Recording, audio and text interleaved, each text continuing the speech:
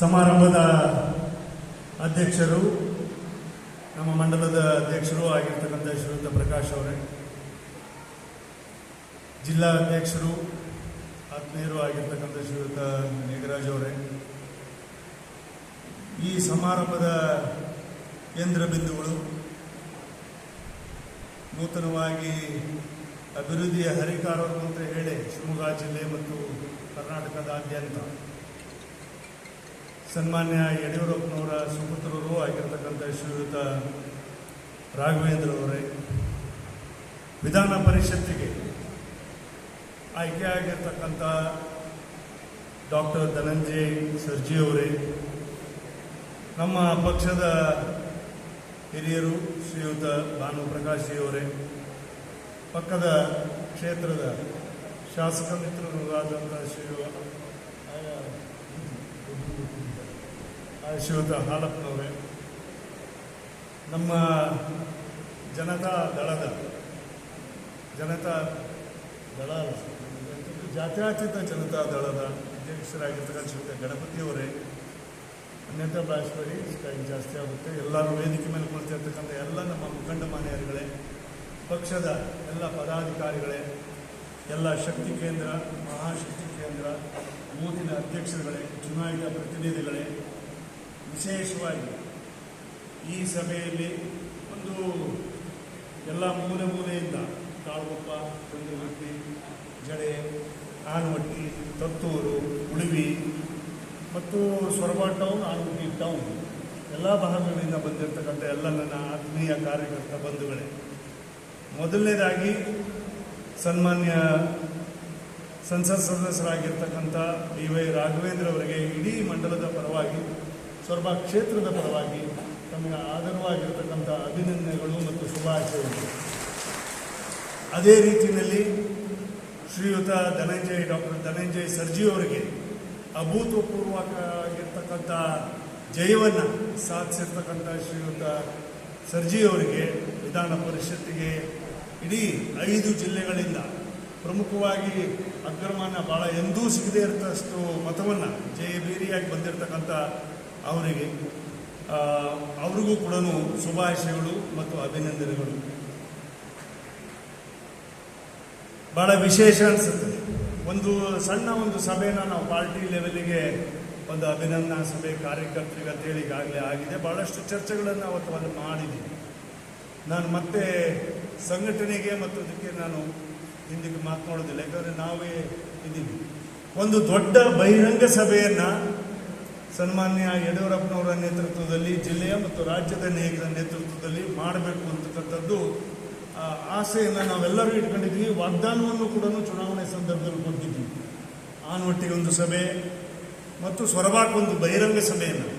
ಆದರೆ ಮಳೆಗಾಲದ ಪರಿಸ್ಥಿತಿ ಮತ್ತು ರೈತರಿಗೆ ಕಾರ್ಯನಿಮಿತ್ತ ತತ್ಕ್ಷಣ ನಾವು ಡಿಲೇ ಮಾಡಿದರೆ ಭಾಳ ಮತದಾರರಿಗೆ MP ಅವರು ಮತ್ತು ಸರ್ಜಿ ಅವರು ಗೆದ್ದ ಮೇಲೆ ಬರಲೇ ಇಲ್ಲ ನೋಡಿ, ನಮ್ಗೆ ಯಾರಿಗೂ ಒಂದು ಶುಭಾಶಯ ಹೇಳಲಿಲ್ಲ, ಕಾರ್ಯಕರ್ತರಿಗೆ ಪಾರ್ಟಿಯವ್ರು ಮಾತ್ರ ಎಲ್ಲ ಸೇರ್ಕೊಂಡು ಮಾಡಿದ್ರು ಅನ್ನೋದು ಕಾರಣಕ್ಕೋಸ್ಕರ ಇಲ್ಲ, ಒಂದು ಕಾರ್ಯಕರ್ತರಿಗೆ ಒಂದು ಅಭಿನಂದನೆಯನ್ನು, ಪ್ರಮುಖರಿಗೆ ಒಂದು ಅಭಿನಂದನೆಯನ್ನು ಇದನ್ನೆಲ್ಲ ಹೇಳಿ ಇದೆಲ್ಲ ಒಂದು ಸ್ವಲ್ಪ ಸುಧಾರಿಸಾದ್ಮೇಲೆ ದೀಪಾವಳಿ ಸಂದರ್ಭ ನೋಡಿಕೊಂಡು, ಒಂದು ಒಳ್ಳೆಯ ಸಂದರ್ಭವನ್ನು ನೋಡಿಕೊಂಡು ಅದನ್ನು ಒಂದು ದೊಡ್ಡ ಬಹಿರಂಗ ಸಭೆಯನ್ನು ಇಡೀ ಸೊರಬ ಕ್ಷೇತ್ರಕ್ಕೆ ಮಾಡ್ತಕ್ಕಂಥ ಕೆಲಸವನ್ನು ತದನಂತರ ಮಾಡ್ತೀವಿ. ಹಾಗಾಗಿ ಸಾರ್ವಜನಿಕವಾಗಿ ಇವತ್ತು ಮಾಧ್ಯಮದ ಮುಖೇಣ ನಮ್ಮೆಲ್ಲ ಮಾಧ್ಯಮದ ಮಿತ್ರರು ಎಲ್ಲರೂ ಇಲ್ಲಿದೆ, ಅವರೆಲ್ಲರಿಗೂ ಕೂಡ ವಿಶೇಷವಾಗಿ ಅವ್ರ ಮುಖೇಣ ನಮ್ಮ ಮತದಾರರಿಗೆ, ಇಡೀ ನಮ್ಮ ಭಾರತೀಯ ಜನತಾ ಪಾರ್ಟಿಯ ಪಕ್ಷದ ಎಲ್ಲ ನಮ್ಮ ಮುಖಂಡರು, ನಮ್ಮೆಲ್ಲ ಕಾರ್ಯಕರ್ತರು, ನಾವೆಲ್ಲರೂ ಸೇರಿ ನಮ್ಮ ಮತದಾರ ಬಾಂಧವರಿಗೆ ಕೃತಜ್ಞತೆಗಳನ್ನು ಮತ್ತು ಅಭಿನಂದನೆಗಳನ್ನು ಸಲ್ಲಿಸ್ತೀವಿ. ಸನ್ಮಾನ್ಯ ಶ್ರೀಯುತ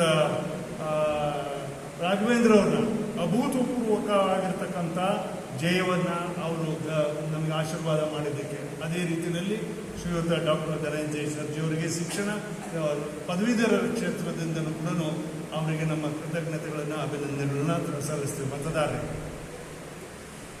ಇನ್ನು ಮೇಲೆ ನಾವು 2ನೇ ಹಂತಕ್ಕೆ ಈಗಾಗಲೇ ಚುನಾವಣೆಗಳಿಗೆ ತಯಾರಿ ಆಗ್ತಾ ಇದೆ. ವಿಧಾನಸಭೆ ಮುಗಿದಿದೆ, ಲೋಕಸಭೆ ಮುಗಿದಿದೆ. ಲೋಕಸಭೆಯಲ್ಲಿ ಇವತ್ತು ಪ್ರಧಾನಮಂತ್ರಿಗಳಿಗೆ ನಮ್ಮ ಮಂಡಲದ ಪರವಾಗಿ ಪ್ರಧಾನಮಂತ್ರಿಗಳಿಗೆ ಮತ್ತು ನಮ್ಮ ಇಡೀ ಮಂತ್ರಿಮಂಡಲಕ್ಕೆ ಮತ್ತು ವಿಶೇಷವಾಗಿ JDSನ ರಾಜ್ಯಾಧ್ಯಕ್ಷರಾಗಿರ್ತಕ್ಕಂಥ ಶ್ರೀಯುತ ಕುಮಾರಸ್ವಾಮಿ ಅವರು ಮಂತ್ರಿಗಳಾಗಿದ್ದಕ್ಕೆ, ವಿ ಸೋಮಣ್ಣವರು ಮಂತ್ರಿಗಳಾಗಿದ್ದಕ್ಕೆ, ಶೋಭಾ ಕರಂದ್ಲಾಜೆ ಅವರು ಮಂತ್ರಿಗಳಾಗಿದ್ದಕ್ಕೆ ಮತ್ತು ನಮ್ಮ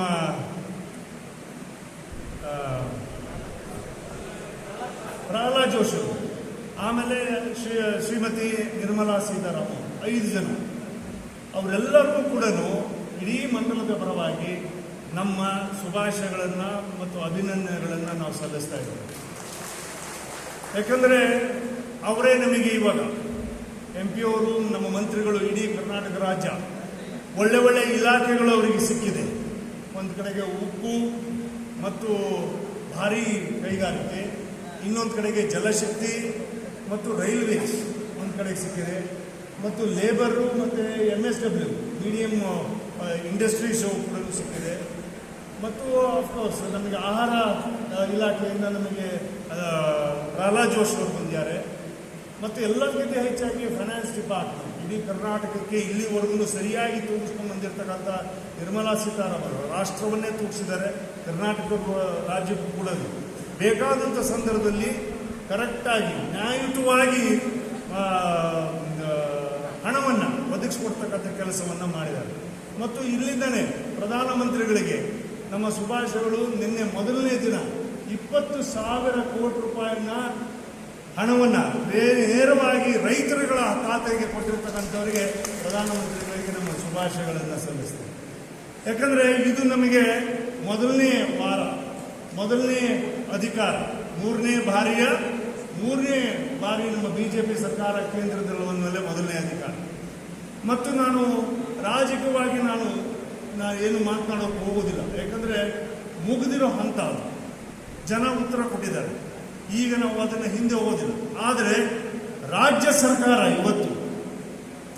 ಸರ್ಕಾರ ಯಾವ BJP ಸರ್ಕಾರದ ಅವಧಿಯಲ್ಲಿ ಕೊಟ್ಟಿರ್ತಕ್ಕಂಥ ಕಾರ್ಯಕ್ರಮವನ್ನು ರಾಜ್ಯದಾದ್ಯಂತ, ಜಿಲ್ಲೆಯಾದ್ಯಂತ ಮತ್ತು ತಾಲೂಕು ಕ್ಷೇತ್ರದಾದ್ಯಂತ ಎಲ್ಲೆಲ್ಲಿ BJPಯ ಕೆಲಸ ನಡಿಬೇಕಿತ್ತೋ ಅದಕ್ಕೆ ಅಡ್ಡಗಡ್ತಕ್ಕಂಥ, ಅದನ್ನು ಹಾಳು ಮಾಡ್ತಕ್ಕಂಥ ಕೆಲಸವನ್ನು ಸತತವಾಗಿ ಮಾಡ್ತಾ ಇದ್ದೀವಿ.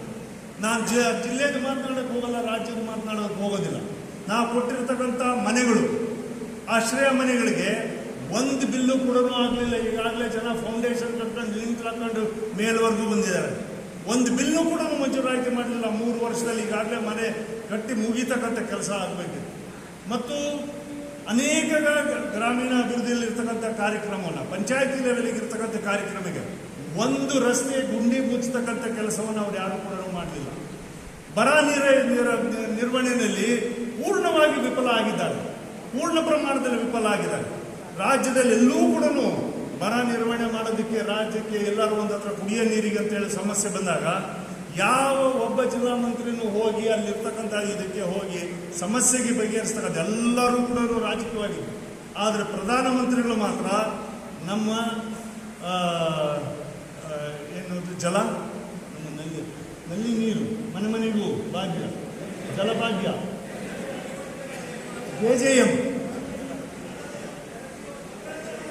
JJM ಮುಖೇನ ಇವಾಗ ಅದೆಲ್ಲರಿಗೂ ಕೂಡ ನೀರನ್ನು ಕೊಡ್ತಕ್ಕಂಥ, ಮತ್ತು ಈ ಸಾರಿ ಸುಮಾರು 4 ಕೋಟಿ ಮನೆಗಳನ್ನು ಇಡೀ ದೇಶಕ್ಕೆ ಕೊಡ್ತಕ್ಕಂಥ ಸಂಕಲ್ಪವನ್ನು ಮಾಡಿದ್ದಾರೆ. ಹಾಗಾಗಿ ವಿದ್ಯುತ್ತನ್ನು ಮತ್ತು ಉಳಿದಿರ್ತಕ್ಕಂಥದ್ದೆಲ್ಲದನ್ನು ಕೂಡ ಕರೆಕ್ಟಾಗಿ ಸಮನವಾಗಿ ಕೊಡ್ತಕ್ಕಂಥ ಕೆಲಸಕ್ಕೂ ಕೂಡ ಮಾಡ್ತಕ್ಕಂಥ ಕೆಲಸವನ್ನು ಅವರು ಮಾಡ್ತಾ ಇದ್ದಾರೆ. ಹಾಗಾಗಿ ಅವರು ಎಲ್ಲರಿಗೂ ಕೂಡ ಒಂದು ಕಡೆಗೆ ದೇಶದ ಅಭಿವೃದ್ಧಿ ಕಡೆ ಯೋಚನೆ ಆದರೆ, ಇವರಿಗೆ MLAಗಳಿಗೆ ಅವರ ಪಕ್ಷದ ರಾಜ್ಯಾಧ್ಯಕ್ಷರು ಸನ್ಮಾನ್ಯ DK ಶಿವಕುಮಾರ್ ಅವರು MLAಗಳಿಗೆ ಬಾಯಿ ಮುಚ್ಕೊಂಡಿರಬೇಕು ಅಂತಕ್ಕಂಥ ಒಂದು ದುರಂಕಾರದ ಮಾತನ್ನು ಆಡ್ತಾರೆ. ಇದು ಸರಿಯಾದದ್ದಲ್ಲ. ಯಾರೋ MLA ಇರ್ಬೋದು, ಅವ್ರು ಗೆದ್ದ ಮೇಲೆ ಇಡೀ ರಾಜ್ಯಕ್ಕೆ MLAಗಳು MP ಅವರು ಆಗಿದ್ದಾರೆ ಅಂದರೆ ಬರೀ ಶಿವಮೊಗ್ಗಕ್ಕಲ್ಲ, ಇಡೀ ದೇಶಕ್ಕೆ ಅವ್ರು ಎಲ್ಲಿ ಬೇಕಾದ್ರೂ ಮಾತನಾಡೋಷ್ಟು ಶಕ್ತಿ ಅವತ್ತಿರ್ತದೆ. ಹಾಗಾಗಿ ಇವತ್ತು ಅವ್ರು ಮಾತನಾಡಿರ್ತಕ್ಕಂಥದ್ದು ಸರಿಯಾದಂಥ ಮಾತುಗಳಲ್ಲ. ಮತ್ತು ಮೈಸೂರಿನಲ್ಲಿರ್ತಕ್ಕಂಥವ್ರು ಒಬ್ಬರು BJPನಲ್ಲಿ ಅಭ್ಯರ್ಥಿಯಾಗಿದ್ದು ಸೋತಂಥವ್ರು ಇಡೀ ಮತದಾರನ ಅವರು ಸ್ಯಾಡಿಸ್ಟ್ ಅಂತಾರೆ. ಸ್ಯಾಡಿಸ್ಟ್ ಅಂದ್ರೆ ಒಂದು ರೀತಿಯಲ್ಲಿ ಏನು ಪದ ಅದು ಸ್ಯಾಡಿಸ್ಟ್ ಅನ್ನೋದು ಏನು? ವಿಕೃತ ಮನೋಭಾವ, ವಿಕೃತ ಆನಂದ ಪಡೆಯುವುದು. ಅಂದ್ರೆ ಮತದಾರರು ಯಾರು ವೋಟ್ ಹಾಕಿದ್ದಾರೆ ಅವ್ರ ಪಕ್ಷಕ್ಕೆ ಕೆಲವರು ಹಾಕಿದ್ದಾರೆ, ಅವ್ರನ್ನೂ ಸೇರಿಸಿ ಅವ್ರು ನೇರವಾಗಿ ಹೇಳಿದ್ದೇನೆಂದ್ರೆ ಯಾವ್ಯಾವ ಗ್ಯಾರಂಟಿಗಳನ್ನ ಕೊಟ್ಟಿದ್ದೀವಿ ಅದು ಇಷ್ಟನ್ನು ಹಿಂದೆ ತೆಗಿಬೇಕು, ಅವರೆಲ್ಲರೂ ನಮ್ಮನ್ನು ಸೋಲಿಸಿದ್ದಾರೆ ಅಂದ್ರೆ ಕಾರಣಕ್ಕೋಸ್ಕರನೇ ಇವರು ರಾಜ್ಯದ ಹಣವನ್ನ ಲೂಟಿ ಮಾಡಿರ್ತಕ್ಕಂಥದ್ದು ಸಾಬೀತಾಗಿರ್ತಕ್ಕಂಥದ್ದು ನಮಗೆ ಗೊತ್ತಾಗುತ್ತೆ. ಇವಾಗ ಮಾಡ್ತಾ ಇರೋದು ಅಷ್ಟೇ, ಇವಾಗ ತಗೊಂಬೋದು. ಸೊ ಯಾರ್ಯಾರಿಗೆ ಬಸ್ನಲ್ಲಿ ಹೆಣ್ಣುಮಕ್ಳು ಹೋಗಿದಾರೋ, ಯಾರ್ಯಾರು ಅವರಿಗೆ ವೋಟ್ ಹಾಕಿಲ್ವೋ, ಯಾರ್ಯಾರು ನಮ್ಮ ಅಣ್ಣ ತಮ್ಮಂದ್ರೆಲ್ಲರೂ ಕೂಡ ಹಣವನ್ನು ಪಡೆದಾರೋ ಕರೆಂಟಿನ ಮುಖೇಣ ಮತ್ತೊಂದು ಮುಖೇಣ, ಅವರೆಲ್ಲರೂ ಕೂಡ ವಿಕೃತ ಮನೋಭಾವದವರು ಅಂತ ಹೇಳ್ತಾರೆ. ವಿಕೃತ. ಮತ್ತು ನಮ್ಮ ಜಿಲ್ಲಾ ಮಂತ್ರಿಗಳು ಕೂಡ ಅದೇ ಮಾತಾಡ್ತಾರೆ. ನಮ್ಮ ಶಿವಮೊಗ್ಗ ಜಿಲ್ಲೆಯ ಮಂತ್ರಿಗಳು ನಮ್ಮ ರಾಜ್ಯದಲ್ಲಿ ಒಬ್ಬರು ವಿಕೃತ ಮನೋಭಾವದಲ್ಲಿ ಇದ್ದಾರೆ ಅಂತ ಹೇಳ್ತಾರೆ. ಯಾರಿಗೆ ಹೇಳ್ತಾರೆ ಗೊತ್ತಿಲ್ಲ. ಅವರು ಮೋಸ್ಟ್ಲಿ ಸಿದ್ದರಾಮಯ್ಯನವ್ರಿಗೆ ಹೇಳಿದ್ರ, ಡಿ.ಕೆ. ಶಿವಕುಮಾರ್ ಅವ್ರಿಗೆ ಹೇಳಿದ್ರ, ಇಲ್ಲ ರಾಹುಲ್ ಗಾಂಧಿ ಅವರೇ ಹೇಳಿದ್ರ, ಅವ್ರ ಬಾಬುಗೆ ಹೇಳಿದ್ರ, ಅಕ್ಕನಿಗೆ ಹೇಳಿದ್ರ, ಗೊತ್ತಿಲ್ಲ ಯಾರಿಗೆ. ಯಾಕಂದ್ರೆ ಜನ ಆಶೀರ್ವಾದ ಮಾಡಿದ್ದು ಬಿಜೆಪಿಗೆ ಅಂದ್ಮೇಲೆ ನಮಗಂತೂ ಸಲ್ಲೋದಿಲ್ಲ. ಸೊ ಯಾರು ವಿಕೃತ ಮನೋಭಾವದವರು ಅಂದ್ರೆ ಯಾರು ಅವ್ರನ್ನ ಸೋಲಿಸಿದಾರಲ್ಲ ಅವ್ರು ವಿಕೃತ ಮನೋಭಾವದವರು ಅಂತೇಳಿ ಅವರು ಆಡ್ತಾ ಇರ್ತಕ್ಕಂಥ ಮಾತು. ಹಾಗಾಗಿ ಅವರಿಗೆ ಈ ವೇದಿಕೆಯಿಂದ ದೇವರು ಜನ ಒಂದು ಅವಕಾಶವನ್ನ ಕೊಟ್ಟಿದ್ದಾರೆ. ಸೊರಬ ಕ್ಷೇತ್ರದಲ್ಲಿ ಬಿಜೆಪಿ ಪಕ್ಷದ ಅವಧಿಯಲ್ಲಿ ಒಳ್ಳೆಯ ಅಭಿವೃದ್ಧಿಯ ಫೌಂಡೇಶನ್ ಅನ್ನ ನಾವು ಹಾಕಿದ್ದೀವಿ, ನಾವೆಲ್ಲರೂ ಸೇರಿ ಹಾಕಿದ್ದೀವಿ. ಅದನ್ನ ಮುಂದುವರಿಸಿಕೊಂಡು ಹೋದ್ರೆ ಸೊರಬ ಕ್ಷೇತ್ರವೂ ಒಳ್ಳೆಯದಾಗುತ್ತೆ. ನಿಮಗೆ ಅಧಿಕಾರ ಸಿಕ್ಕಂತ ಸಂದರ್ಭದಲ್ಲಿ ಅಲ್ಪ ಸ್ವಲ್ಪ ಸೇವೆ ಮಾಡ್ತಕ್ಕಂಥ ಭಾಗ್ಯ ನಿಮಗೆ ಸಿಗುತ್ತೆ. ಬೇರೆ ಭಾಗ್ಯಗಳ ಮೇಲೆ ನೀವು ಹಿಂದೆ ಓಡಬೇಡಿ. ಸೇವಾ ಭಾಗ್ಯವನ್ನ ನೀವು ಇಟ್ಕೊಂಡ್ರೆ ಜನ ನಿಮಗೆ ಏನು ಇವಾಗ ಸೋಲನ್ನು ಕೊಟ್ಟಿದ್ದಾರೆ ಅದಕ್ಕೆ ನೀವೇನು ಮಾತನಾಡಿದಿರಿ ಅದಕ್ಕೆ ಕ್ಷಮಿಸ್ತಕ್ಕಂಥ ಕೆಲಸವನ್ನು ಮಾಡ್ತಾರೆ. ಯಾಕಂದ್ರೆ ಇವರು ಸೋತಿದೀವಿ ಅಂತ ಹೇಳಿ ನಮ್ಮ ಮನೆಯ ಒಳಗೆ ನುಗ್ಸಿ ಬಂದು ಹೊಡೆಯೋದಕ್ಕೆ ಬರ್ತಾರೆ ಅನ್ನೋದಾದ್ರೆ ಇದು ಯಾವ ರೀತಿಯಾದಂಥ ರಾಜಕಾರಣ ಇವತ್ತಿರ್ಬೋದು. ಇದು ಖಂಡನಾರ್ಹ. ನಾವೇನಾಗಿರ್ಲಿಲ್ಲ, ಮನೆಯವರಿದ್ದಾರೆ, ಮಕ್ಕಳಿದ್ದಾರೆ, ಯಾರೋ ಒಬ್ಬರನ್ನ ತಗೊಂಡು ಹೋಗ್ಬಿಟ್ಟು ನೀವು ಏನೋ ಒಂದು ರೌಡಿಸಮ್ ಮಾಡೋ ಥರ ಅಧಿಕಾರ ಇದೆ ಅಂತ ಹೇಳ್ಬಿಟ್ಟು ಮುಗಿಸ್ಬಿಟ್ರೆ ಅದಕ್ಕೆ ಹೇಳಿದ್ದು ಅಬ್ಬರಿಸಿ ಬೊಬ್ಬಿರಿದರೆ ಯಾರಿಗೂ ಭಯವಿಲ್ಲ ಅಂತ ಹೇಳಿ ಮಾಡೋದಿಲ್ಲ. ಯಾಕಂದ್ರೆ ರಾಜಕಾರಣದಲ್ಲಿ ನಾವು ಜನಗಳ ಜೊತೆಗಿದ್ದಂಥ ಸಂದರ್ಭದಲ್ಲಿ ನಾವು ಜನಗಳ ಮುಂದಿಟ್ಕೊಂಡು ನಾವು ಸಹ ಮಾಡ್ತಕ್ಕಂಥ ಸಂದರ್ಭದಲ್ಲಿ ಯಾಕೆ ಹೆದರಬೇಕು? ನ್ಯಾಯವಾಗಿದ್ದಾಗ ಯಾಕೆ ಹೆದರಬೇಕು? ನೀತಿಯಿಂದ ಯಾಕೆ ಹೆದರಬೇಕು? ನಾವೆಲ್ಲರೂ ಕೂಡ ಒಂದು ಕುಟುಂಬವಾಗಿರತಕ್ಕಂಥ ಸಂದರ್ಭ ನೋಡಿದಾಗ ಯಾಕೆ ಹೆದರಬೇಕು? ಹಾಗಾಗಿ ನಮ್ಮ ಉದ್ದೇಶ ಇರತಕ್ಕಂಥದ್ದು ತಾಲೂಕು ಅಭಿವೃದ್ಧಿಯ ಕುಂಠಿತ ಆಗಬಾರದು. ತಾಲೂಕು ನೀರಾವರಿ ಯೋಜನೆಗಳನ್ನ ನೀವು ಮುಂದೆ ತಗೊಂಡು ಹೋಗಿ. ಏನಿಲ್ಲ, ನೀವು ಸಿದ್ದರಾಮಯ್ಯನವರ ಹತ್ರ ಇದ್ದೀರ ತಾನೇ, ನಮಗೆ ಹಣ ಒದಗಿಸ್ಕೊಡಿ, ಪ್ರಾಜೆಕ್ಟ್ ಈಸ್ ರೆಡಿ. ರೋಡ್ಗಳಿಗೆ ಪ್ರಾಜೆಕ್ಟ್ ಈಸ್ ರೆಡಿ, ನೀರಾವರಿಗೆ ಪ್ರಾಜೆಕ್ಟ್. ನಿಮಗೆ ಕೊಟ್ಟಿರ್ತಕ್ಕಂಥ ಗ್ರಿಡ್, ಕುಪ್ಪಗಡ್ಡೆ ಗ್ರಿಡ್ನ ಇವತ್ತು ತಗೊಂಡೋಗಿ ವಿತಡ್ರಾ ಮಾಡಿದ್ದಾರೆ. ಕೆಲಸ ಮುಗಿಬೇಕಿತ್ತು ಇಷ್ಟೊಂದೇ. ಕುಪ್ಪಗಡ್ಡೆ ಮತ್ತೆ ಕಾಗೋಡ್ದು ಎರಡೂ ಗ್ರಿಡ್ಗಳನ್ನ ವಿತಡ್ರಾ ಮಾಡಿಬಿಟ್ರು. ಅಲ್ಲಿ ಇರ್ತಕ್ಕಂಥ ಸಾಮಾನುಗಳನ್ನ ಎತ್ಕೊಂಡು ಹೋಗ್ಬಿಟ್ಟಿದ್ದಾರೆ. ಒಂದು ವರ್ಷದಲ್ಲಿ ಕೆಲಸ ಮುಗಿದು ಗ್ರಿಡ್ ಮಂಜೂರಾತಿ ಬಿಜೆಪಿ ಸರ್ಕಾರ ಕೊಟ್ಟಿದೆ.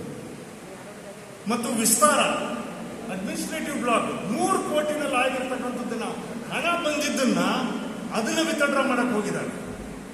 ನಿಮಗೆ ಬಹಳ ಮಾತಾಡಿದ್ರಲ್ವಾ ಬಗರ್ಕುಂ ಮೇಲೆ. ಬಗರ್ಕುಂ ಸಮಿತಿ ಆಗಿದೆಯಾ? ಯಾವ ಒಬ್ಬ ರೈತನಿಗೆ ನೀವು ಒಂದು ಅರ್ಜಿ ಕೊಟ್ಬಿಟ್ಟು ವಿಲೇವಾರಿ ಮಾಡಿದ್ದೀರಾ? ಒಂದು ಅರ್ಜಿಗೆ ಆ ಬಡವ ನಿಮಗೆ ಬಂದ್ಬಿಟ್ಟು ಕಾಯ್ತಾ ವೋಟ್ ಹಾಕಿದಾನಲ್ವಾ, ಅವನಿಗೆ ಅನ್ಯಾಯದಿಂದ ಇವತ್ತು ಅವನನ್ನು ನಿಲ್ಲಿಸಿದಿರಲ್ಲ. ಇವಾಗ ಅವ್ರ ಮೇಲೇನೆ ಕೇಸ್ ಹಾಕ್ಬಿಟ್ಟು ಓಡಾಡಿಸ್ತಾ ಇದ್ದೀರಲ್ಲ. ಇದು ಯಾವ ನ್ಯಾಯ ಆಗಿದ್ದು? ಬಗರ್ಕುಂ ಹೆಸರು ಹೇಳಿ. ನಾವ್ಯಾರು ಬಿಜೆಪಿ ಪಕ್ಷದಲ್ಲಿ ಬಗರ್ಕುಂಗೆ ಯಾರು ಕೂಡ ಅಡ್ಡ ಬರಲಿಲ್ಲ. ಯಾರು ಕೂಡ 1 ಎಕರೆನೂ ಕೂಡ ನಾವ್ಯಾರು ಕೂಡ ಖುಲ್ಲಾಪಡಿಸಲಿಲ್ಲ. ಎಲ್ಲ ಇದೆಯಾ ದಾಖಲಾತು? ವಿಲೇವಾರಿ ಮಾಡಿದ್ದು ತಾಳ್ಗೊಪ್ಪ ಹೋಬಳಿಯವರು ನಮ್ಮ ಬಗರ್ಕುಲ್ ಸಮಿತಿಯ ಅಮ್ಮ ಇಲ್ಲಿದೆ, ಲಲಿತಮ್ಮನವರು. ನಿಮ್ಮ ಹೋಬಳಿಗೆ ಎಲ್ಲದೂ ಕೂಡ ಕ್ಲಿಯರ್ ಮಾಡಿದವಲ್ಲಮ್ಮ. ಯಾವುದಾದ್ರು ಒಂದು ಅರ್ಜಿನಾದ್ರು ಇದೆಯಾ ಫಾರ್ಮ್ ನಂಬರ್ 1553ನಲ್ಲಿ? ಇಲ್ಲ, ಯಾವುದೂ ಖುಲ್ಲ ಮಾಡಿಸ್ಲಿಲ್ಲ. ಆದರೆ ಅಪಪ್ರಚಾರಕ್ಕಂತಾನೆ ಇವಾಗೇನು ಜನ ಉತ್ತರ ಕೊಟ್ಟರಲ್ಲ, ಇದೇ ರೀತಿ ಅಪಪ್ರಚಾರ ಮಾಡ್ಕೊಂಡು ಹೋಗಿ ಮಾಡಿದ್ದಕ್ಕೆ ತಕ್ಕ ಉತ್ತರವನ್ನು ಕೊಟ್ಟಿದ್ದಾರೆ. ಅಟ್ಲೀಸ್ಟ್ ಇವಾಗಾದರೂ ಯಾವ ಬಡ ರೈತ ಇವತ್ತು ಬಗರುಕ್ಕನಿಗೋಸ್ಕರ ನಿಮ್ಮ ಮನೆ ಬಾಗಿಲಿಗೆ ನೀವು ಅಲಿಸ್ತಾ ಇದ್ದೀರಿ 1-1.5 ವರ್ಷದಿಂದ, ಈಗಾದ್ರೂ ಸಮಿತಿನ ರಚನೆ ಮಾಡಿ. ಅಟ್ಲೀಸ್ಟ್ ಅಹವಾಲನ್ನ ಕೇಳಿ. ಬಗರುಕ್ಕನ ಸಮಿತಿನೇ ರಚನೆ ಆಗಿಲ್ಲ, ವಿಲೇವಾರಿಯಾಗಿ ಮಾಡೋದಕ್ಕೂ ಇಲ್ಲ. ಹೋಗಿ ನೀವು ಗುಡುವಿ ಬ್ರಿಡ್ಜ್ ಮಾಡಿಟ್ಟಿದ್ದೀವಿ, ಕನಿಷ್ಠ ಪಕ್ಷ ಅದು ಉದ್ಘಾಟನೆನಾದ್ರೂ ಮಾಡಿ. ಉದ್ಘಾಟನೆ ಬಿಜೆಪಿ ಪಕ್ಷದವೆಲ್ಲವೂ ಉದ್ಘಾಟನೆನಾದ್ರೂ ಮಾಡ್ರಿ. ಅದನ್ನ ರೋಡ್ಗಳನ್ನ ಮತ್ತು ಬ್ರಿಡ್ಜ್ಗಳನ್ನ ಕಟ್ಟೋದಂತೂ ಇಲ್ಲ. ನಾವು ಮಾಡಿದ್ದನ್ನು ಉದ್ಘಾಟನೆನಾದ್ರೂ ಮಾಡಿಬಿಟ್ಟು ಒಂದು ಹೆಸರು ತಗೊಂಡ್ರಿ, ಉದ್ಘಾಟನೆ ಆಗಿದೆ ಅಂತೇಳಿ. ಹಾಗಾಗಿ ನಾನು ತಮ್ಮಲ್ಲಿ ಅಭಿನಂದನಾ ಕಾರ್ಯಕ್ರಮ ಇದು. ಮುಂದಕ್ಕೆ ಬರ್ತಕ್ಕಂಥದ್ದು ತಾಲೂಕಾ ಪಂಚಾಯತಿ, ಜಿಲ್ಲಾ ಪಂಚಾಯತಿ ಮತ್ತು ಪುರಸಭೆ. ನಮಗೆ ಪಟ್ಟಣ ಪಂಚಾಯತಿಯಿಂದ ಪುರಸಭೆ ಆಗಿದೆ. ಪುರಸಭೆಯ ಚುನಾವಣೆಗಳನ್ನು ನಾವು ಮಾಡಬೇಕು. ಆನ್ವಟ್ಟಿ ಪಟ್ಟಣ ಪಂಚಾಯತಿ ಚುನಾವಣೆ ಮಾಡಬೇಕು. 8 ಗ್ರಾಮ ಪಂಚಾಯತಿಗಳಿಗೆ ಚುನಾವಣೆ ಆಗಿಲ್ಲ, ಚುನಾವಣೆಗಳಾಗಬೇಕು ತತ್ಕ್ಷಣ. ನಾವು ಸರ್ಕಾರವನ್ನ ಇಲ್ಲಿಂದ ಒತ್ತಾಯ ಮಾಡ್ತೀವಿ. ತತ್ಕ್ಷಣ ತಾಲೂಕಾ ಪಂಚಾಯತಿ, ಜಿಲ್ಲಾ ಪಂಚಾಯತಿ, ಗ್ರಾಮ ಪಂಚಾಯತಿ ಎಲ್ಲೆಲ್ಲಾಗಿಲ್ವೋ, ಪಟ್ಟಣ ಪಂಚಾಯತಿ, ಪುರಸಭೆಯ ಚುನಾವಣೆಗಳೆಲ್ಲಾಗಿದ್ದಾವೋ ಇದನ್ನ ತತ್ಕ್ಷಣ ಮಾಡಬೇಕು. ಇವತ್ತು ಕಾರ್ಪೊರೇಷನ್ ಎಲೆಕ್ಷನ್ ಬೆಂಗಳೂರಿಗೂ ಕೂಡ ಆಗಿಲ್ಲ, ಇನ್ನೂ ಕೂಡ ಮೀನಾಮೇಷ ಮಾಡ್ಕೊಂಡು ಅದು ಇದು ಅಂತೆಲ್ಲ ಅಲಿತಾ ಇದ್ದಾರೆ. ತತ್ಕ್ಷಣ ಅಲ್ಲಿ ಆಗಬೇಕು. ಇವತ್ತು 4 ಕ್ಷೇತ್ರಗಳು ಬೆಂಗಳೂರು ಸಿಟಿನಲ್ಲಿ ಗೆದ್ದಿದ್ರು. ಟ್ರೆಂಡು ಹೇಗಿದೆ ಇವತ್ತು, ಕರ್ನಾಟಕದಾದ್ಯಂತ ಹೇಗಿದೆ ಇವತ್ತು. ಹಾಗಾಗಿ ಚುನಾವಣೆಯಲ್ಲಿ, ನಮ್ಮ ಪಾರ್ಲಿಮೆಂಟ್ ಚುನಾವಣೆಯಲ್ಲಿ ಬರೀ ಕೆಲವು ತಿಂಗಳುಗಳಲ್ಲಿ 133 36 ಬಂದಿರತಕ್ಕಂಥ ಕಾಂಗ್ರೆಸ್ ಪಕ್ಷ ಇವತ್ತು ಕುಸಿದೋಗಿದೆ ರಾಜ್ಯದಲ್ಲಿ. ಅವ್ರನ್ನ ನೋಡಿ ಜನ ಇವತ್ತು ಬೇಸರ ಪಟ್ಟಿದ್ದಾರೆ. ನಿಮ್ಮ ಹಣನೂ ಬೇಡ, ನಿಮ್ಮ ಪುಕ್ಸಟೆ ಬೇಡ, ನಮಗೆ ನೀರು ದುಡಿಮೆ ಮಾಡೋದಕ್ಕೆ ನಮಗೆ ಶಕ್ತಿ ಕೊಡ್ತಕ್ಕಂಥ ಕೆಲಸವನ್ನ ನರೇಂದ್ರ ಮೋದಿಜಿಯವರು ಹೆಂಗ್ ಮಾಡ್ತಾ ಇದಾರೋ ಅದನ್ನ ಮಾಡಿ ನೀವು ಅಂತ ಹೇಳ್ತಾ ಇದ್ದಾರೆ. ಶಿಕ್ಷಣ ನೀತಿಯನ್ನ ಮತ್ತೊಂದು ರೀತಿಯಲ್ಲಿ ಹಾಳು ಮಾಡಕ್ಕೆ ಹೊರಟಿರೋದನ್ನ ಸರಿಯಾದಂತ ದಾರಿಗೆ ತರಬೇಕು ಅಂತ ಹೇಳ್ಬಿಟ್ಟು ಇವತ್ತು ಕೇಂದ್ರ ಸರ್ಕಾರ ಸಂಕಲ್ಪ ಮಾಡಿದೆ. ಹಾಗಾಗಿ ಅನೇಕ ವಿಚಾರಗಳನ್ನ ನಾವು ಬಹಳಷ್ಟು ನಾನು ಇವತ್ತಿನ ಮುಗಿಸ್ಕೊಂಡವ್ರೆ. ನಾ ಈಗ ತತ್ಕ್ಷಣ ಮುಂದಿನ ವಾರದಿಂದ ಬೂತ್ ವೈಸ್ ಬಂದ್ಬಿಡ್ತೀವಿ. ಬೂತ್ ವೈಸ್ ನಾವು ಸಂಘಟನೆನೂ ಆಗುತ್ತೆ, ಅಭಿವೃದ್ಧಿನೂ ಆಗುತ್ತೆ. ಆ ಥರದ್ದು ನಮ್ಮ ಮಾನ್ಯ ಸಂಸತ್ ಸದಸ್ಯರಲ್ಲಿ ನಾನು ವಿನಂತಿ ಮಾಡ್ಕೊಳ್ತೀನಿ. ದಂಡಾವತಿ ಯೋಜನೆ ರೆಡಿ ಇದೆ.